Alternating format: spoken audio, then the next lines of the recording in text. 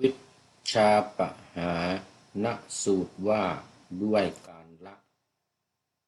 อวิชชาโมหะเกิดขึ้นณเชตวันภิกษุรูปหนึ่งเข้าไปเฝ้าองค์พระจอมทันถามว่าข้าแต่ท่านบุคคลรู้เห็นอย่างไรจึงจะละอวิชชามืดมิดทั้งหมดได้และวิชชาทั้งหลายจึงจะเกิดขึ้นต่อมาขอถวายความน้อมแด่พระรัตนตรัยมีพระพุทธเจ้าเป็นต้นขอถวายความเคารพพระมหาเถระพระเถรานุเถระเจ้าคณะพระสังฆาธิการทั่วโลกมีพระเดชพระคุณพระธรรมเสนาบดีเจ้าคณะภาค7วัดพระธาตุดอยสุเทพเป็นต้นและขออำนวยพรแด่ท่านผู้ฟังท่านผู้ชมสาธุชนพุทธบริษัททั้งหลายวันนี้รายการพระไตรปิฎกลอยฟ้าก็ลอยมาจากวัดโพศูนย์ปฏิบัติธรรมวัดพระธาตุดอยสุเทพไอกาน่าเมืองทานรินประเทศเอสโตเนียวันนี้ยิ่งดึก ตอนนี้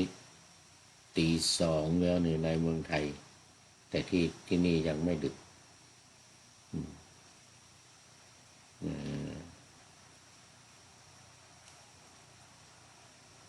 4 ทุ่มทีนี้กำลัง4 ทุ่ม17 นาทีแต่ท่านอื่นๆ FC อื่นๆก็หลับกันหมดเหมือนกันปิดทองหลังพระเข้ามาแล้วสาธุสาธุขอต้อนรับปิดทองหลังพระ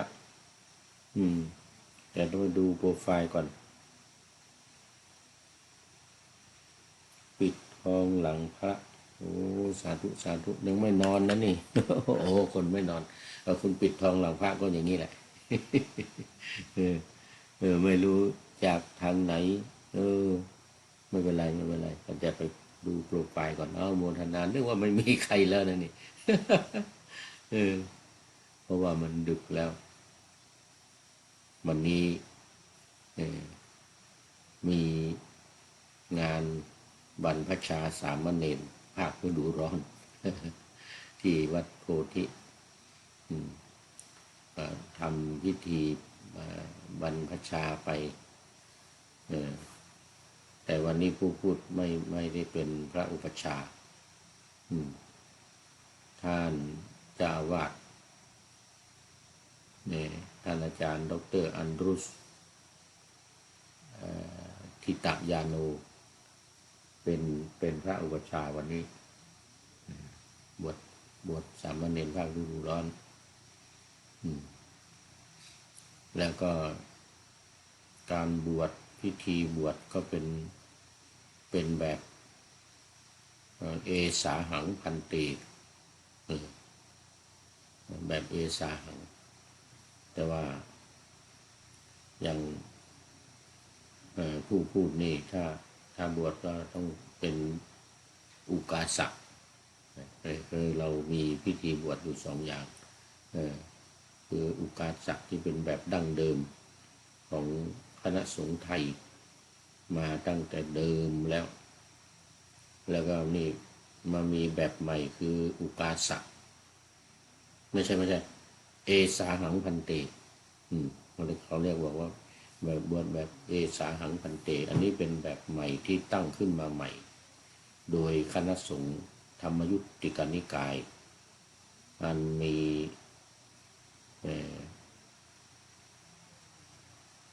พระบาทสมเด็จพระเจ้าอยู่หัวรัชกาลที่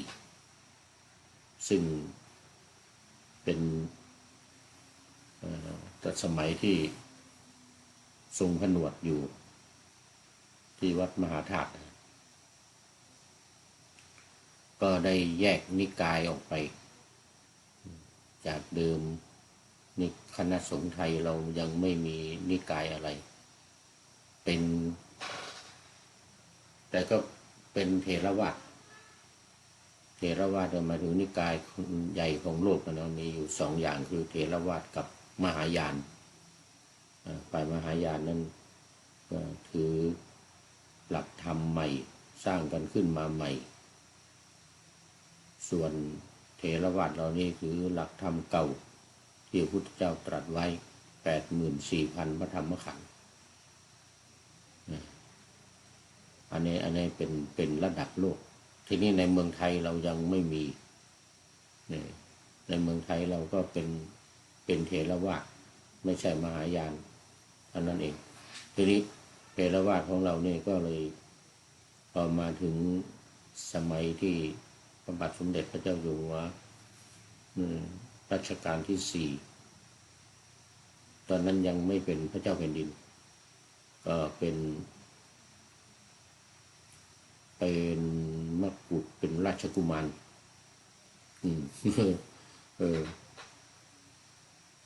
ตอนที่พระบาทสมเด็จพระเจ้าอยู่หัวรัชกาลที่ 2สวรรคตตอนนั้นก็พระบาทพระเจ้าอยู่หัวรัชกาลที่ 3รัชกาลที่ 2นี่พระพุทธเลิศลานภาลัยนะรัชกาลที่ 3ขึ้นครองราชย์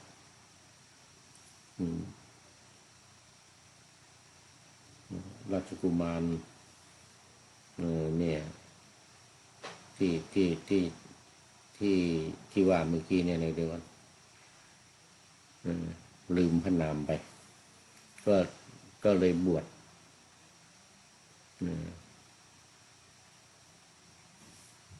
ออกบวชทรงผนวดออกทรงผนวดเพราะว่ารัชกาลที่ 3ขึ้นก็ต้องไปทรงผนวดก่อน27 พรรษา27 ปี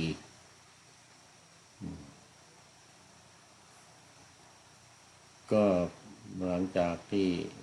ทรงผนวดอยู่ที่วัดมหาธาตุเรียบร้อยแล้วเนี่ยต่อมาก็อีกนานหลายปีก็ได้แยกนิกายคือจากนิกายเดิมจากเดิมยังไม่มีชื่ออะไรนิกายก็ตั้งเป็นธรรมยุติกนิกายขึ้นมาก็เรียกที่หมู่เก่าที่อยู่เดิมเนี่ยว่ามหานิกายแต่ไม่ใช่โน่นนะ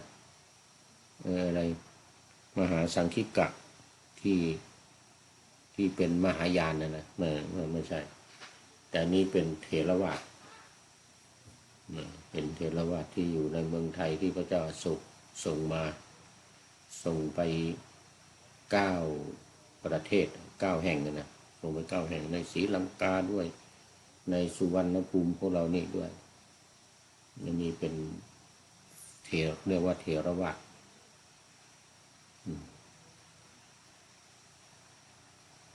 พอมาแยก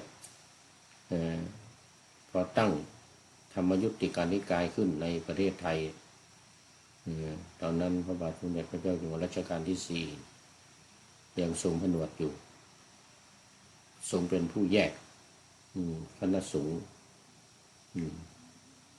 เป็นธรรมยุติกนิกายแล้วก็เรียกคณะสงฆ์ไทยเดิมว่ามหานิกายเป็นมหานิกายเหมือนกับตอนที่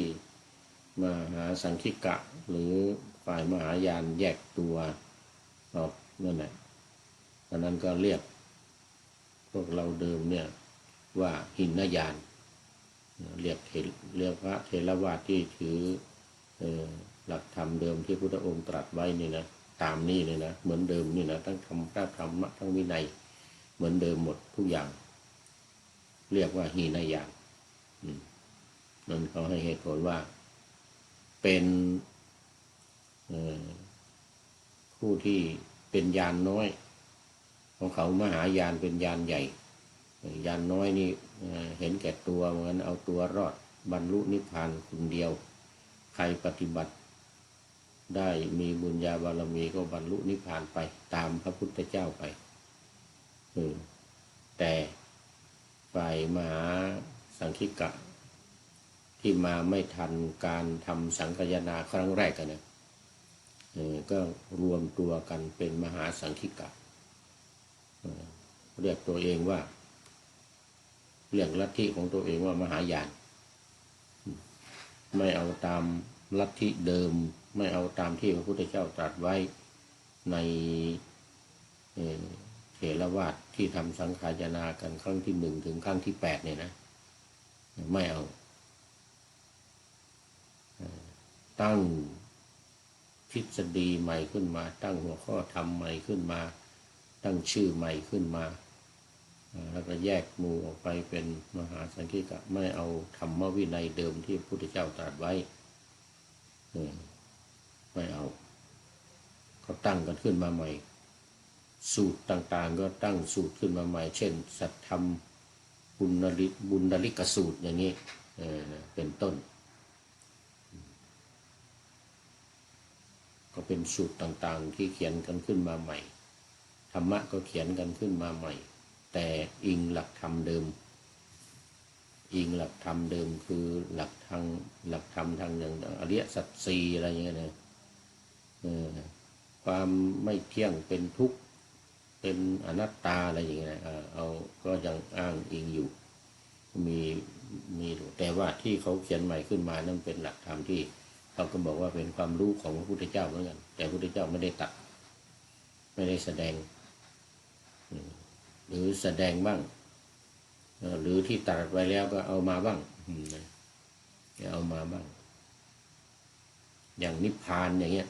นิพพานนี่ก็เอาแต่ใช้ภาษาสันสกฤตนะว่านิรวานออกเสียงเป็นนิรวานก็คือนิพพานอันเดียวกันนี่แหละเป้าหมายอันเดียวกันแต่การเข้าสู่เป้าหมายต่างกันเพราะเขาจะเข้าพร้อมกันหมดทั่วโลกตอนนี้ยังไม่มีใครเข้ายังไม่มีใครเข้าแล้วเขาเรียกเป้าหมายสูงสุดว่าพุทธะเข้าเป็นพุทธะตอนนี้คนที่ถึงแม้ว่าจะสามารถตรัสรู้ได้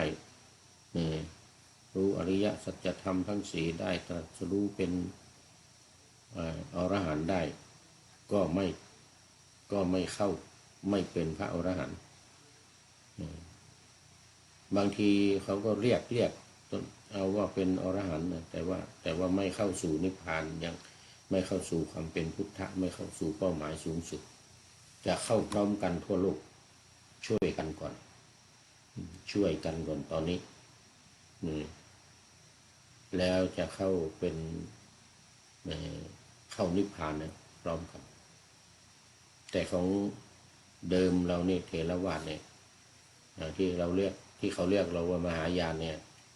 คือใครสามารถบรรลุได้ก็เข้าไปก่อนเลยใครสามารถเข้านิพพานได้เข้าไปก่อนเลยเหมือนพระพุทธเจ้าตรัสรู้แล้วจึงมาสอนคนทีหลังให้คนอื่นตามเข้าไปแต่ของฝ่ายมหายานไม่อย่างนั้นฝ่ายมหายานนี่ต้องรอทุกคนให้พร้อมกันหมดทั่วโลกยังไม่รู้เมื่อไหร่นะไม่รู้เมื่อไหร่เหมือนกันทุกคนพร้อมก็เข้าสู่ความเป็นพุทธภาวะเข้านิพพานพร้อมกันตอนนี้ยังไม่เข้าถึงจะมีความสามารถแต่ก็ไม่เข้า เขาเรียกอรหันต์อย่างทางฝ่ายจีนนี่เขาจะมีว่าอรหันต์จี้กงนี่นะพระจี้กงหรือแม่กวนอิมเนี่ยอันนี้ก็สามารถเข้านิพพานได้นะแต่ไม่เข้ายังเป็นโพธิสัตว์อยู่เป็นโพธิสัตว์เหมือนพระพุทธเจ้าตอนเป็นโพธิสัตว์นั่นแหละบำเพ็ญบารมีแต่บำเพ็ญต่างกันนะของฝ่ายมหายานนี่จะบำเพ็ญโดยการช่วยเหลือ คนอื่นโดยการช่วยเหลือกันแล้วให้เข้านิพพานพร้อมกันแต่พุทธเจ้านี้ช่วยเหลือตัวเองช่วยเหลือคนอื่นน้อยช่วยเหลือตัวเองมาก 80%ช่วยเหลือตัวเองก่อนก่อนก่อนตรัสรู้เนี่ยนะจนถึงปีที่อายุ36 ปีสุดท้ายบำเพ็ญช่วยเหลือตัวเองมากที่สุดแต่พอตรัสรู้แล้วจึงช่วยคนอื่นอีก 80%เหมือนกันสำหรับตัวเองนิดหน่อยสักประมาณ 20%แทบจะไม่มีอาจจะกล่าวได้ว่า 90% 95เลยก็ได้ หลังจากตรัสรู้มาแล้วเนี่ย45 พรรษาเนี่ยนะบำเพ็ญประโยชน์เพื่อผู้อื่นทั้งนั้นเลยของตัวเองมีนิดๆหน่อยๆเช่นการหลับการบรรทมนี่นะการบรรทมการเข้าฌานสมาบัติการพักผ่อนเข้าฌานนี่นะเล็กๆน้อยๆแต่ส่วนใหญ่22 ชั่วโมงเนี่ยเพื่อคนอื่นทั้งนั้นเหลืออีก2 ชั่วโมงใน24นะเหลืออีก2 ชั่วโมงก็พักผ่อนหลับนอน2 ชั่วโมงตื่นเช้ามาก็เอาละดูสัตว์โลกละทำเพื่อผู้อื่นไม่จะเดินจงกรมไม่จะทำสมาธิเข้าสมาบัติอะไรก็ทำเพื่อคนอื่นทั้งนั้นเลยนี่ต่างกันกับฝ่ายมหายานนะต่างกันกับฝ่ายมหายานที่เขาจะเข้าพร้อมกันจะเข้านิพพานพร้อมกันจะเข้าความเป็นพุทธภาวะพร้อมกันบางนิกายว่าพุทธเกษตรจะเข้าไปพุทธเกษตรข้างบนนู่นเขตของพระพุทธเจ้าคำว่าพุทธเกษตรแปลว่าเขตเกษตรแปลว่าเขตแปลว่าที่ดินที่นาเนี่ยอันนี้เป็นความเห็นของเขาตั้งขึ้นมาใหม่ส่วนในประเทศไทยนี่ยังเป็นเถรวาทอยู่เหมือนเดิมแต่ว่าเพียงแต่แยกมีความประพฤติแตกต่างกันถือหลักธรรมวินัย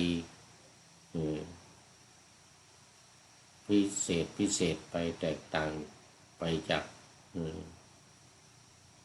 คณะสงฆ์ไทยเดิมเช่นการไม่จับเงินอย่างนี้คณะสงฆ์นิกายเดิมของเราจับเงินแต่ว่าของ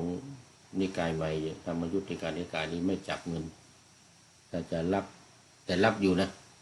รับอยู่แต่ว่าไม่จับเนี่ยไม่จับธนบัตรไม่จับเนี่ยถือว่าเป็นวัตถุอนามาต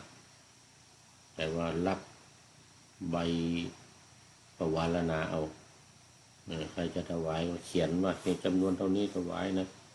แล้วเงินเอาไปไว้ที่ไวยาวัจกรเอาไปไว้ที่ลูกศิษย์ที่ตามไปสมมติว่าเนี่ยไปรับสังฆทานนี่นะไปสวดมนต์ก็มีลูกศิษย์ไปด้วยเขาถวายก็เขียนใบถวายว่าจำนวนเงินเท่านี้แล้วเงินนะเอาให้ที่ลูกศิษย์หรือไวยาวัจกรถือไว้นู่นเอาไปให้ที่วัดนู่นคือไม่จับต่อหน้าญาติโยมไม่จับต่อหน้าเอาไปจับที่วัดนู่นหรือเอาเข้าธนาคารอะไรก็ว่าไปรับอยู่เหมือนกันแต่ว่าไม่จับอย่างนี้เป็นต้นนะก็มีหลายอย่างหลักการหลายอย่างที่ฝ่ายธรรมยุทธิการนิกายได้กำหนดกฎเกณฑ์กันขึ้นมาฉันภัตตาหารในบาตรอย่างนี้ฉันในบาตรซึ่งฝ่ายมหานิกายเรานี่ตอนหลังมานี่มีเหมือนกัน อย่างสายหลวงปู่ชาก็ถือปฏิบัติเหมือนธรรมยุติกานิกายเหมือนพระป่าฉันในบาตรมีสายหลวงพ่อวัดสังฆทานเนี่ยหลวงพ่อสนองวัดสังฆทานที่นนทบุรีเนี่ยอันนี้ท่านก็เหมือนธรรมยุทธคือไม่จับเงินแต่ก็รับเข้าเป็นของกลางก็รับเป็นของวัด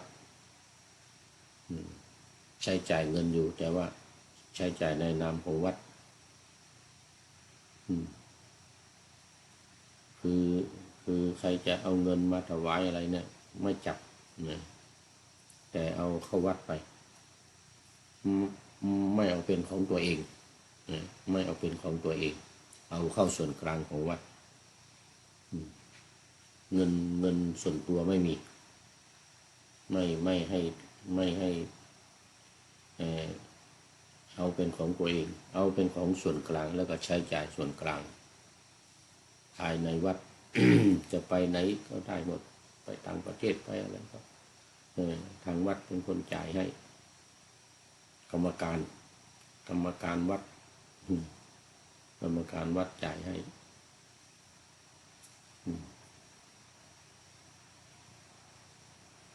เหมือน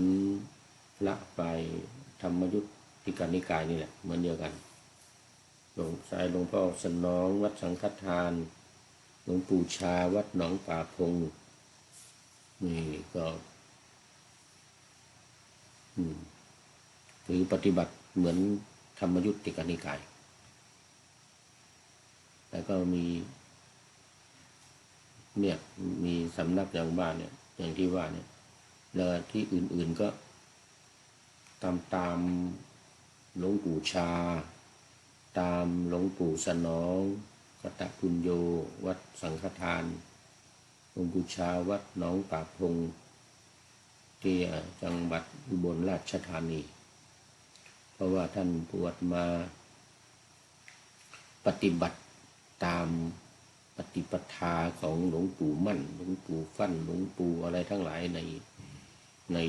ฝ่ายธรรมยุทธ์แต่ว่าไม่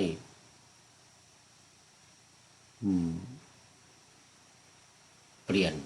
จากมหานิกายเป็นธรรมยุทธ์เท่านั้นเองแต่หลักการข้อปฏิบัติอะไรต่างๆเหมือนกันหมดเหมือนพระป่าเหมือนพระธรรมยุทธ์หมดเรื่องการจับเงินเรื่องการรับเงินเรื่องการอะไรต่างๆเหมือนธรรมยุทธ์หมดในประเทศไทยนะแล้วก็ไปต่างประเทศก็เหมือนกันสาขาไม่เยอะหลวงปู่ชานี่มีทั่วโลก130ประเทศโอ้เยอะหลวงพ่อสนองเนี่ยก็เยอะเหมือนกันไปต่างประเทศปีที่แล้วไปมาประเทศอังกฤษก็เจอสายของหลวงพ่อสนองเนี่ยไปประเทศไอร์แลนด์ก็มีอีกสายของหลวงพ่อสนองกตปุญโญนะโอ้เยอะเหมือนกันในโลกหลายประเทศไม่หลายประเทศ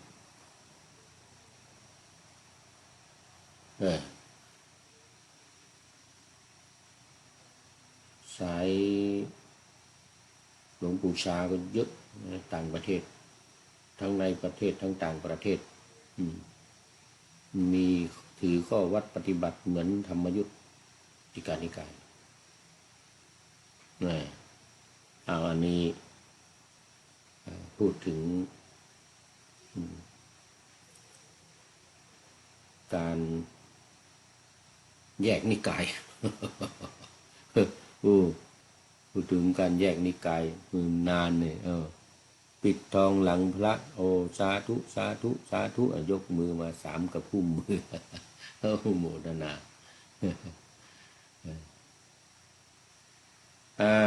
นี่เอาละ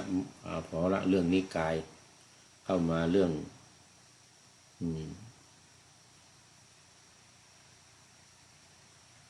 พระสูตรกันเลยดีกว่าพระสูตรวันนี้ยังอยู่ยังอยู่พระสุตตันตปิฎกเล่มที่18สังยุตตนิกายนะสลายตนวรรคแล้วก็สลายตนะสังยุต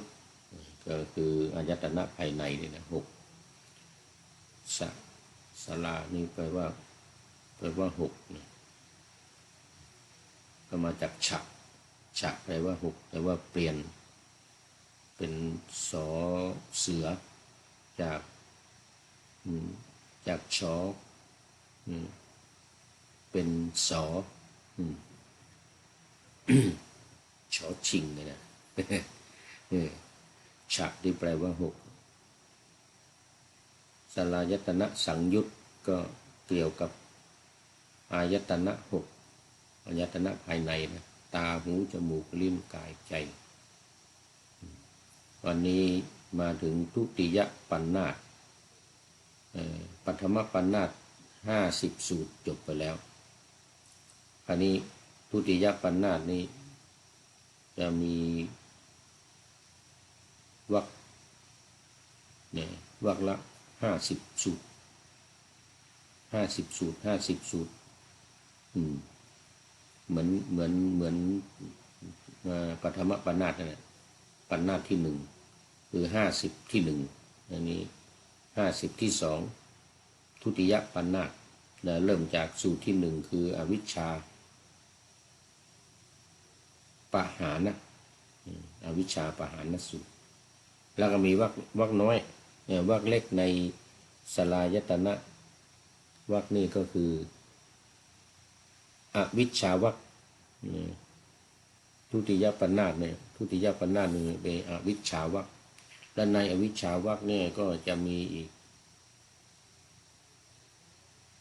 10สูตรอย่างน้อยบางที50สูตรก็มี50สูตรก็มีอย่างตอนนี้มีอวิชชาปหานสูตรที่1ในอวิชชาวรรคหมวดที่ว่าด้วยอวิชชาความไม่รู้นะทีนี้สูตรที่1อวิชชาปหานะก็คือการละอวิชชาปหานะแปลว่าการประหารคือการละอวิชชาปหานสูตรที่ว่าด้วยการละอวิชชาสูตรที่1เหมือนที่ปานาธรรมาสไว้อวิชชาปหานสูตรว่าด้วยการละอวิชชาโมหะ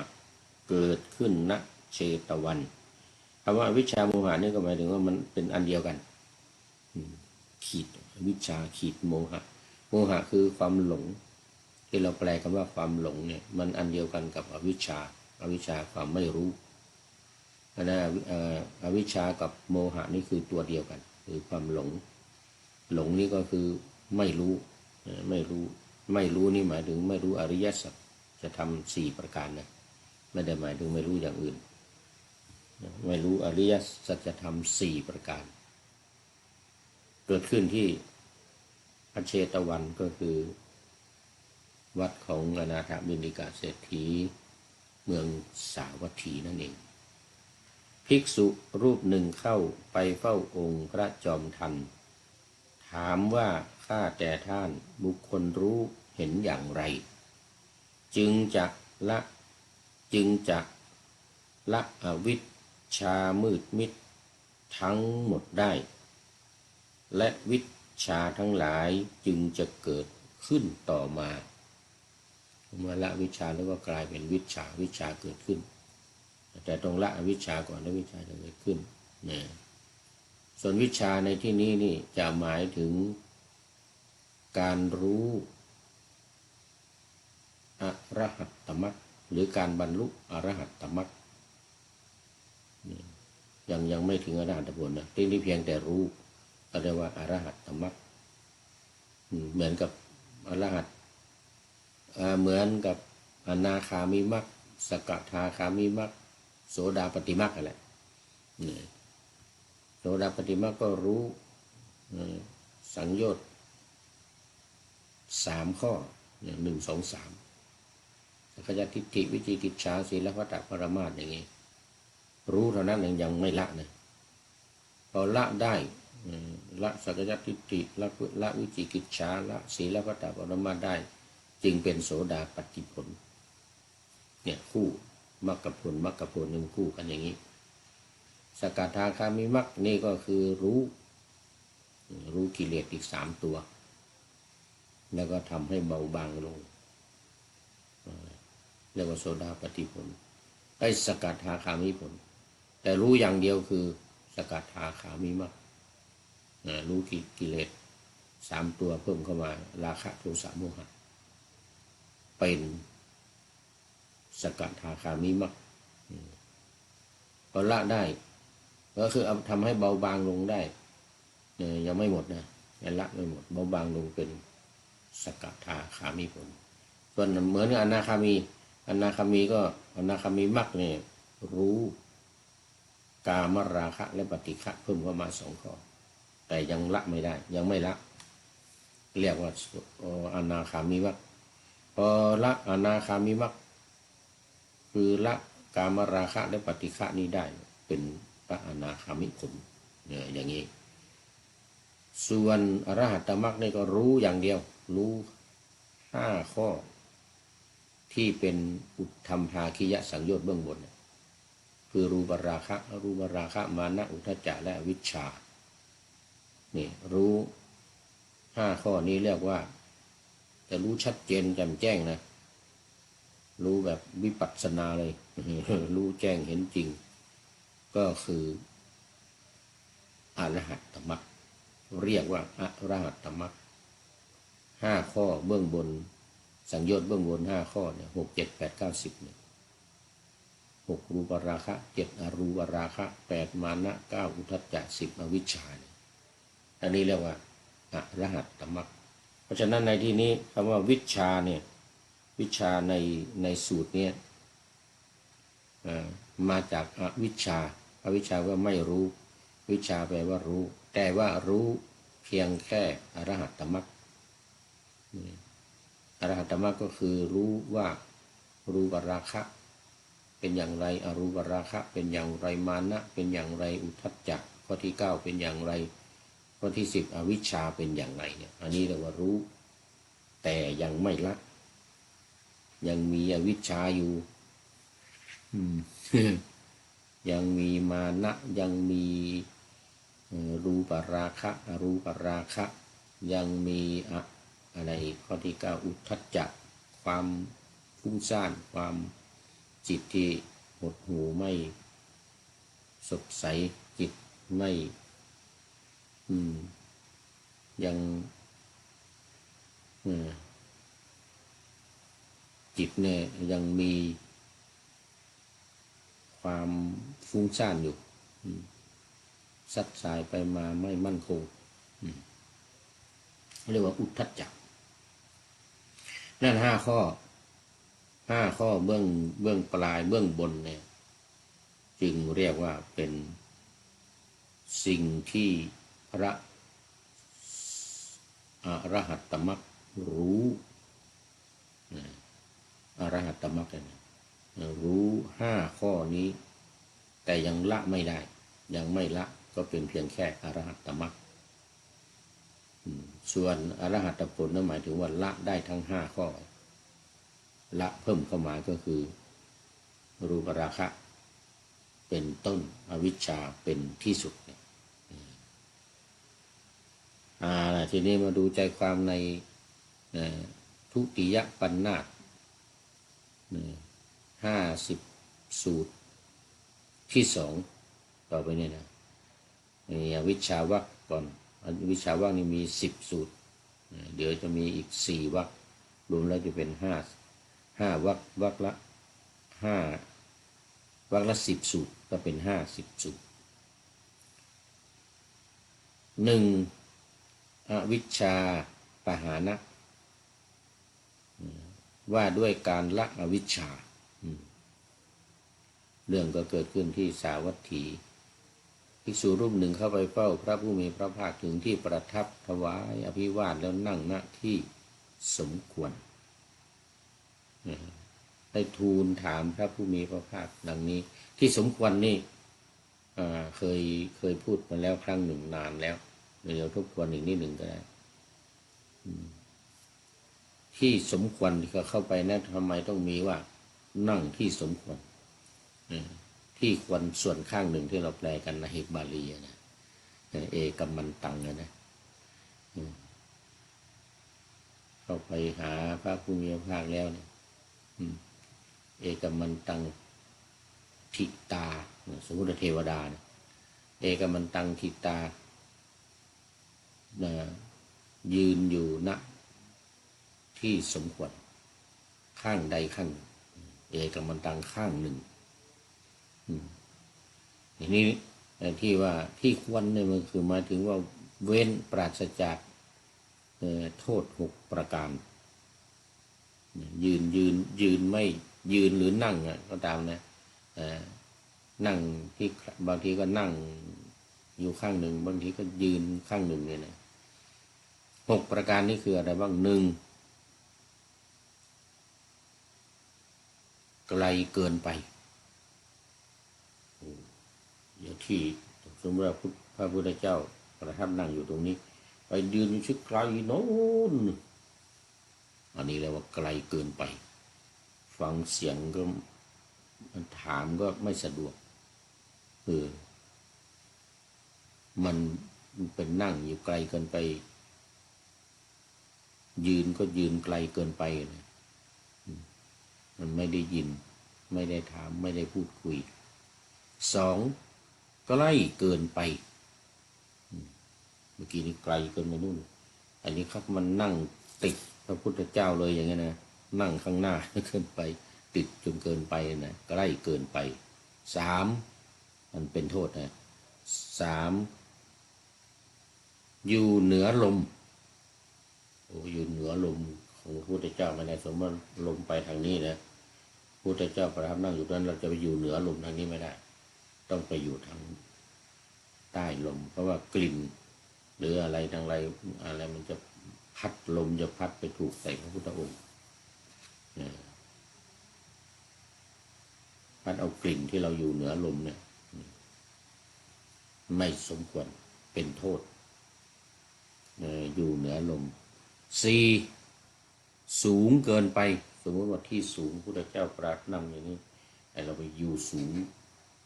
กว่าพระพุทธองค์อย่างนี้ไม่ได้พระพุทธองค์นั่งข้างล่างต้องอยู่ข้างบนอย่างนี้ไม่ได้นะอาจจะเป็นบนบันไดหรือบนยอดไม้ยมบนภูเขาหรือบนอะไรก็ตามเนี่ยไม่ได้นี่สูงเกินไป5อยู่ตรงหน้าเกินไปสมมติว่าพระพุทธเจ้าประทับนั่งอยู่อย่างเงี้ยนะแล้วก็มาตรงหน้าอย่างนี้เลยไม่ได้นะต้องเฉียงไปหน่อยซ้ายหรือขวาตรงไม่ได้นี่เป็นโทษ6อยู่ข้างหลังเกินไปสมมติว่าพระพุทธเจ้าประทับนั่งอยู่อย่างเงี้ยเราเป็นนั่งอยู่ข้างหลังนู่นเหมือนภาพเหมือนในภาพในฉากถ้าเป็นอยู่หลังต้นไม้ตรงนี้ หลังจนเกินไปแต่ว่าอยู่ข้างๆก็ไม่ใช่ว่าไม่ใช่ว่ามาข้างหน้าเกินไปนะตรงข้างหน้าไม่ได้ก็เฉียงไปนิดนึงแต่ไปอ้อมไปอยู่ข้างหลังเลยก็ไม่ได้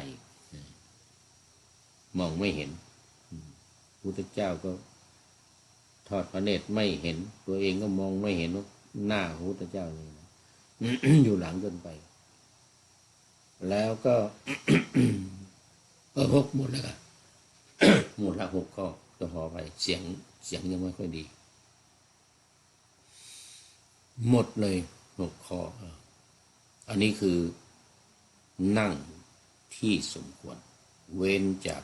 ที่นั่งเป็นโทษ6อย่างนี้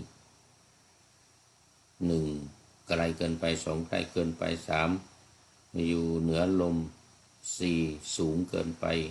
5อยู่ตรงหน้าติดเกินไป6ข้างหลังเกินไป7 6 ข้อ หลังเกินไปเหมือนกับปิดทองหลังพระอย่างนี้นะไม่มีคนเห็นไม่มีคนเห็นก็เที่ยวปิดทองอยู่หลังพระแต่เขาบอกมันมีคนพูดว่าปิดทองเนี่ยไปปิดทองหลังพระยังไม่แน่เหมือนกันสู้ปิดทองตูดพระหรือก้นพระเหมือนกัน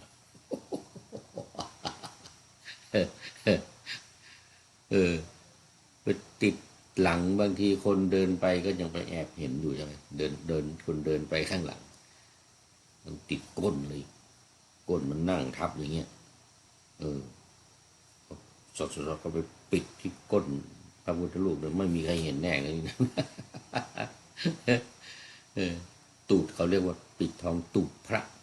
อย่างนี้ไม่มีใครเห็นแน่เพราะว่ามันอยู่ข้างล่างเนี่ยติดกับพื้นอยู่สดๆเข้าไปก็ติดตรงนี้ทุกเขาว่าถ้าให้แน่จริงแต่ความหมายของคำว่าปิดทองหลวงพ่อนี่ไม่ได้หมายถึงเอาทองไปปิดคือทำอะไรไม่ออกหน้าทำอะไรไม่ออกหน้าไม่อยากได้หน้าเหมือนกันนะเป็นผู้ที่อยู่เบื้องหลังเขาเรียกว่าแบ็คดีมีแบ็คดีแบ็คแปลว่าหลังนั่นแหละคนสนับสนุนดีมีคนสนับสนุนคนช่วยเหลือดีแต่มีลักษณะสองอย่างเนี่ยคนที่อยู่แบ็คคนอยู่หลังเนี่ยหนึ่งช่วยเหลือแบบออกหน้าออกตาไม่ปิดบังอะไรสองช่วยเหลือแบบไม่ออกหน้า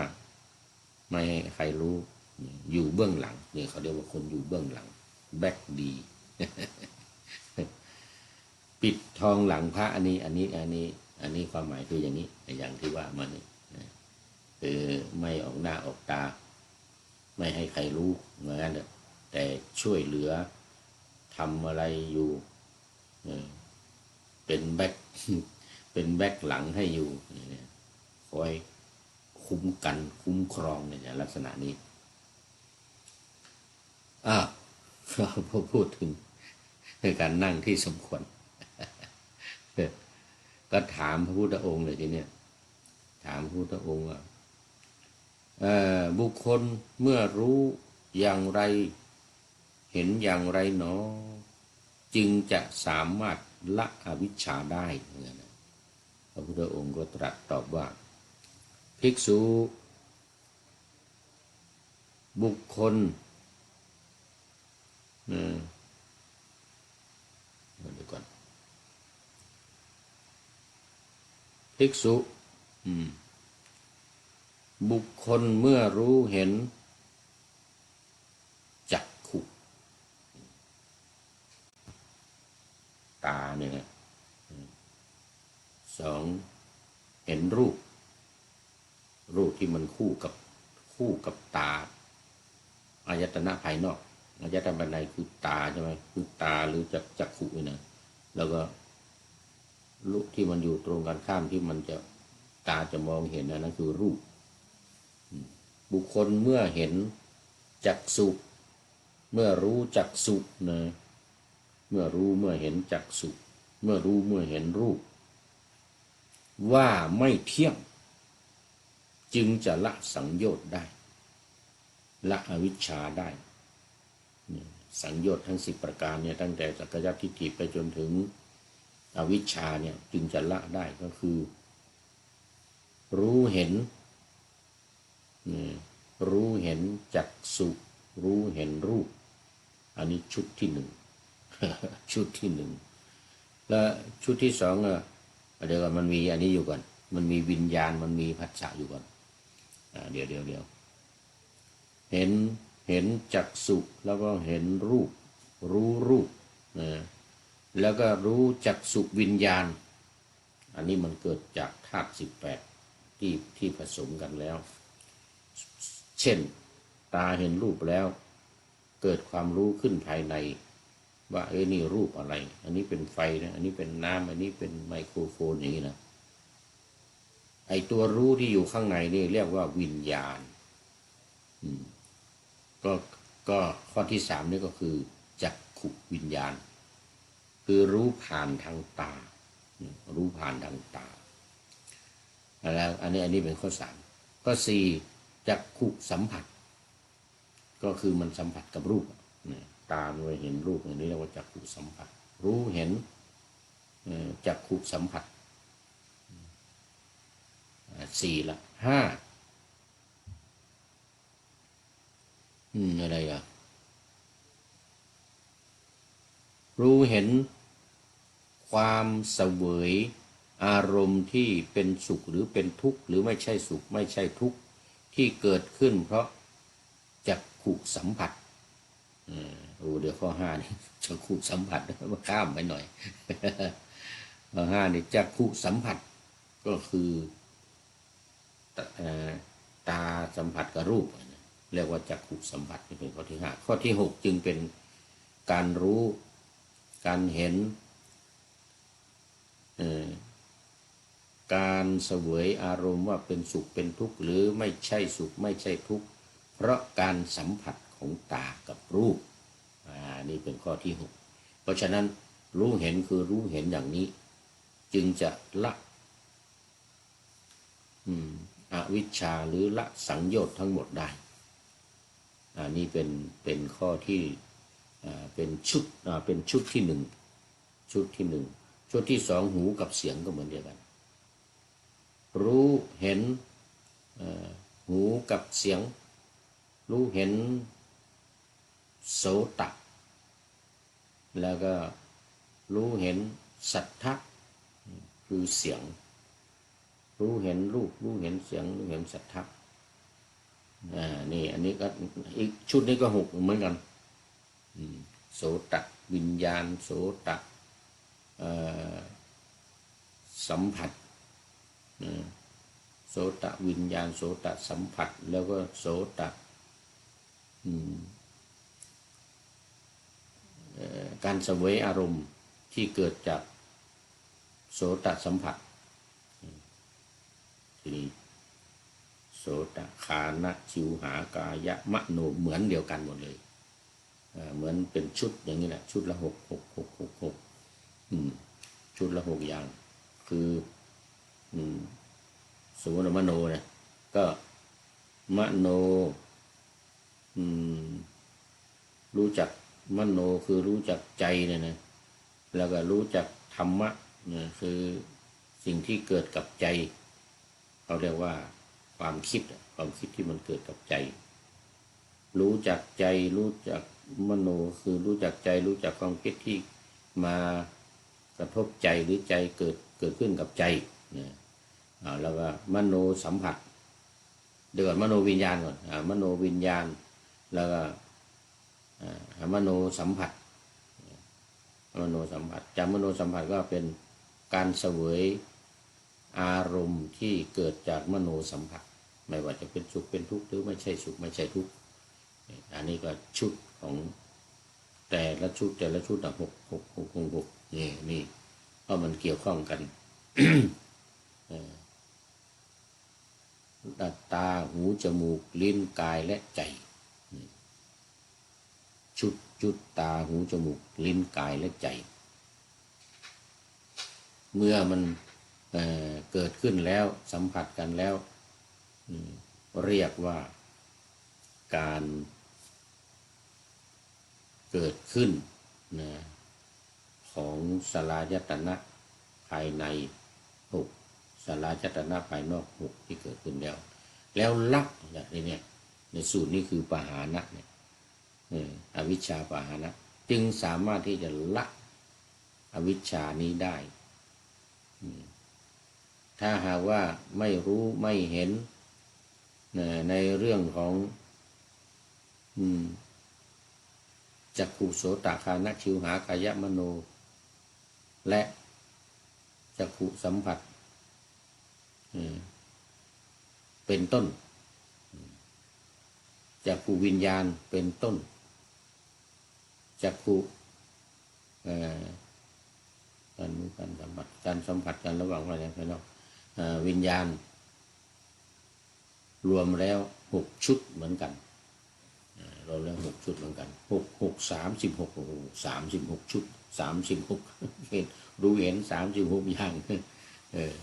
จึงจะละอวิชชาหรือสังโยชน์ทั้งหลายทั้ง10 ประการได้ละอวิชชาได้ละสังโยชน์ได้ต้องอาศัยตาหูจมูกลิ้นกายใจนี้แหละที่รู้ที่เห็นที่รู้ที่เห็นตอนนี้ต่อไปมันจะมีอีกว่าตาเห็นรูปแล้วเที่ยงหรือไม่เที่ยงจักขุวิญญาณเกิดขึ้นแล้วเที่ยงหรือไม่เที่ยงจักขุสัมผัสเที่ยงหรือไม่เที่ยงจักขุการเสวยระหว่างจักขุสัมผัสที่เกิดจากจักขุสัมผัสโสตสัมผัสฆานสัมผัสชิวหาสัมผัสกายสัมผัสมโนสัมผัสเนี่ยเที่ยงหรือไม่เที่ยงนี่มันในหมวดนี้มันอยู่ในละในสังโยชน์อยู่เอาข้าไป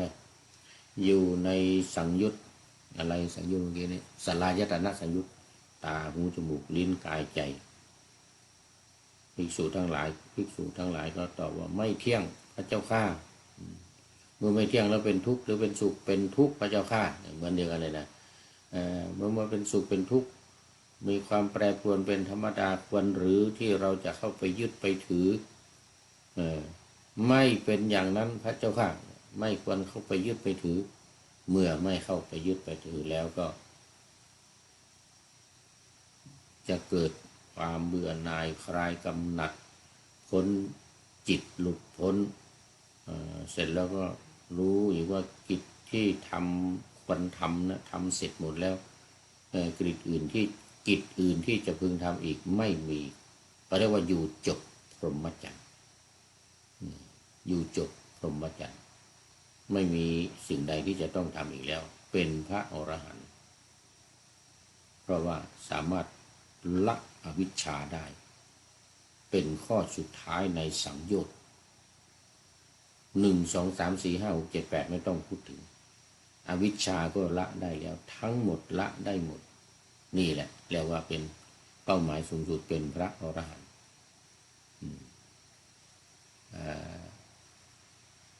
สูตรที่1อวิชชาปหานสูตรการละอวิชชาก็จ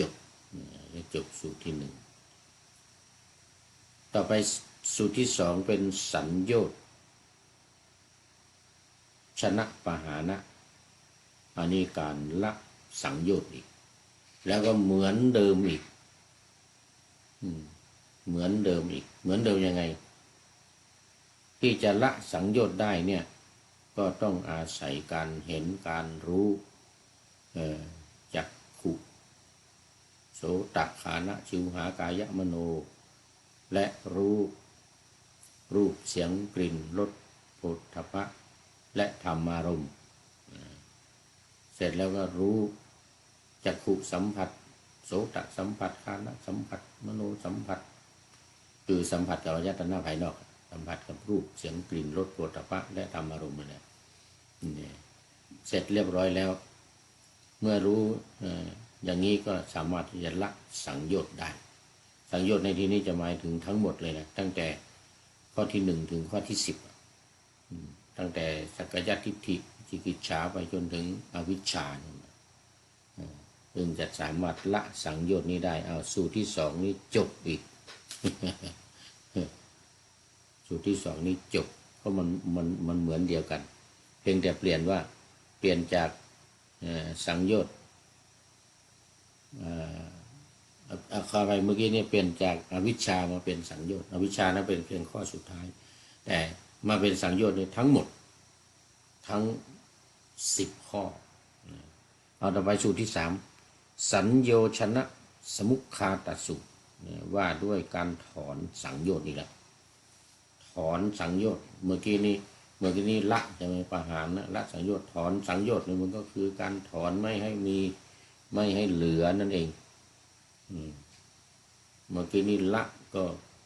จบเหมือนกันแต่ว่าถอนนี่มันก็ยิ่งจะ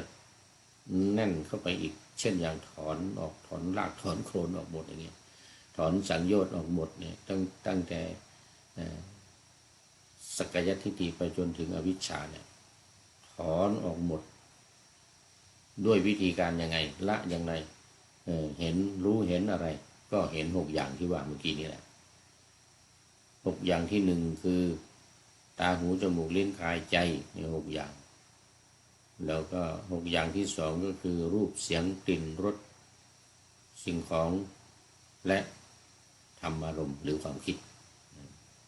อันนี้เป็น6ที่1 6ที่2 6ที่3คือยังไง1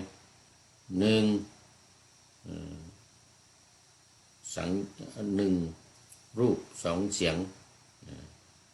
แล้วก็3รูปจักษุวิญญาณก่อนจักษุวิญญาณ3จักษุวิญญาณคือรู้ว่ารู้อะไรผ่านทางตาหูจมูกลิ้นกายใจนี่แหละก็คือใจคือวิญญาณที่อยู่ในใจแล้วก็3และ4ชุดที่4คือสัมผัสจักขุสัมผัสโสตสัมผัสคานสัมผัสกายสัมผัสชิวหาสัมผัสเหมือนเดิมกันเหมือนเดิมที่ว่าเมื่อกี้สัมผัสเสร็จแล้วก็รู้การเสวยอารมณ์ที่ว่าเกิดจากสัมผัสทั้งหลายทั้ง6อย่างเนี่ยตาสัมผัสรูปหูสัมผัสเสียงจมูกสัมผัสกลิ่นลิ้นสัมผัสรสกายสัมผัสสิ่งของใจสัมผัสความคิดหรือธรรมารมณ์หรือธรรมะเห็นไหมก็เหมือนเดียวกันจึงสามารถที่จะถอนสังโยชน์ได้สูตรที่ว่าถอนสังโยชน์สูตรที่3นี่ก็จบสัญโยชนะสมุคคาตสูตรโอ้หมดเวลา คงเอาไว้แค่นี้ก่อนเพราะว่ามันยังเหลือได้ไป3สูตรนี่3สูตรสัญโยชนะสมุคคาตสูตรการถอนสัญโยชนะปหานสูตรการละสังโยชน์แล้วก็อวิชชาปหานสูตรที่1สูตรที่1อวิชชาปหานสูตรการละอวิชชาหมดเวลาตรงนี้ขอนำรายการไปก่อนมีปิดทองหลังพระอยู่ท่านเดียวก็เป็นท่านสุดท้ายในรายการ ขอนำพระไตรปิฎกลอยฟ้าไปจากผู้ฟังทั้งหลายในโลกล่าวันต่อไปจะได้จรย้อนกลับมาสู่สถานีใหม่ให้ท่านฟังอย่าลืมเปิดวิทยุหรือเครื่องรับโทรศัพท์โมบายคอมพิวเตอร์ผัง YouTube เฟซเพจไลน์ให้ดังเพื่อชมฟังรายการวันต่อไปขอทุกท่านมีความสุขทุกคืนวันนำธรรมะประกอบการงานทั้งหลายเช่นขยันทำงานทางวาจากายใจขวนขวายกิจการงานนานาบำเพ็ญสาธารณประโยชน์เว้นสิ่งที่มีโทษโหดเยี่ยงสาประกอบแต่กรรมดีมีราคาแสวงหาเงินทองครองใจคนเสียจละพลทรัพย์นับมากน้อยไม่ให้ล้านก็ให้ร้อยไม่ด้อยผลเอื้อคนรวยช่วยคนยากฝากคนจนให้ทุกคนเท่ากันมาตรฐานเดียวขอเจริญพร